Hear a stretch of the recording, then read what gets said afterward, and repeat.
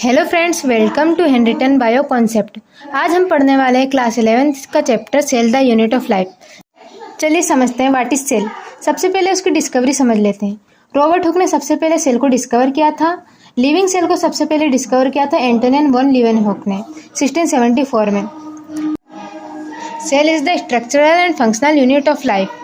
जैसे कि एक इमारत ईंटों से बनती है, वैसे ही हर एक लिविंग ऑर्गेनिज्म, इंसान, जानवर या पेड़ पौधे सेल से बना होता है। हमारी बॉडी का ढांचा सेल से ही तैयार करते हैं। Functional unit. अब आते हैं फंक्शनल यूनिट को समझ लेते हैं। फंक्शनल यूनिट हमारी बॉडी में जो भी काम होता है, जैसे खाना पचाना, सांस लेना, एनर्जी लेना, वो सब आता है फंक्शनल यूनिट में। इसलिए कहा जाता है cell is the structural and functional unit of life. क्या आप समझ गए सेल क्या होता है? अच्छा, हमको सिखा दिया है। Anything is less than cell is not considered as living. मतलब कुछ भी सेल से छोटा होगा उसे लिविंग नहीं माना जाएगा। एक ऑर्गेनिज्म को लिविंग मानने के लिए उसमें सेल होना बहुत जरूरी है, क्योंकि मेटाबॉलिज्म, रिएक्शंस, कॉन्शियसनेस, ये सब सेल में होते हैं। आप समझ गए हैं सेल क्या है? चलिए करते हैं यूनिसेलुलर ऑर्गेनिज्म।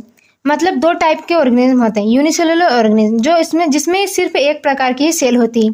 एग्जाम्पल अमोइबा, बैक्टीरिया, इसमें सिर्फ एक प्रकार की सेल होती है।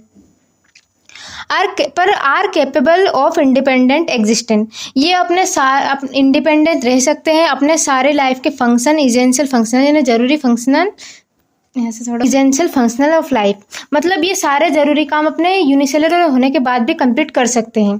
ये कैपेबल है इंडिपेंडेंट एग्जिस्टेंट के, ये स्वतंत्र रह सकते हैं यूनिसेलुलर ऑर्गेनिज्म। अब पढ़ते हैं multicellular organism. More than one cell. Multicellular organism मतलब जिसमें एक से ज़्यादा सेल प्रेजेंट हो। जैसे कि हम हमारी बॉडी में 200 डिफरेंट टाइप्स के सेल प्रेजेंट रहते हैं। Human body trillions of cell से बनी होती है। चले पढ़ते हैं प्रोकैरियोटिक सेल्स। प्रोकैरियोटिक सेल वो होते हैं जिसमें वेल डिफाइंड न्यूक्लियस प्रेजेंट नहीं रहता, मतलब ट्रू न्यूक्लियस प्रेजेंट नहीं रहता है।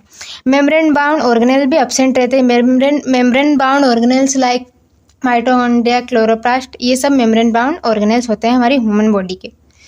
अब पढ़ते हैं यूकैरियोटिक सेल्स, जिसमें वेल डिफाइंड न्यूक्लियस प्रेजेंट होता है, ट्रू न्यूक्लियस प्रेजेंट होता है। मेम्ब्रेन बाउंड ऑर्गेनेल्स मतलब ऑर्गेनेल्स पे मेम्ब्रेन प्रेजेंट रहती है। चलिए आगे चलते हैं दोस्तों। एनिमल सेल और प्लांट सेल में डिफरेंस बताते हैं। आप इसे C से हम याद रख सकते हैं एनिमल सेल और प्लांट सेल में अंतर। सबसे पहले एनिमल सेल की बात करते हैं। इसमें सेल वॉल एब्सेंट रहती है। एनिमल सेल में सेल वॉल एब्सेंट रहती है। प्लांट सेल में सेल वॉल प्रेजेंट रहती है। एनिमल सेल में सेंट्रल वैक्यूल एब्सेंट रहता है। एनिमल सेल में सेंट्रल वैक्यूल एब्सेंट रहता है। सेंट्रल वैक्यूल मतलब बीच में वैक्यूल।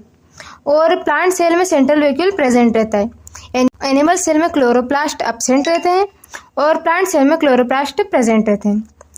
अब बात करते हैं एनिमल सेल में सेंट्रियोल सेंट्रोजम प्रेजेंट रहते हैं। ये इसका उल्टा है, इसमें सेंट्रियोल सेंट्रोजम प्रेजेंट रहते हैं, बाकी सब एब्सेंट रहते हैं।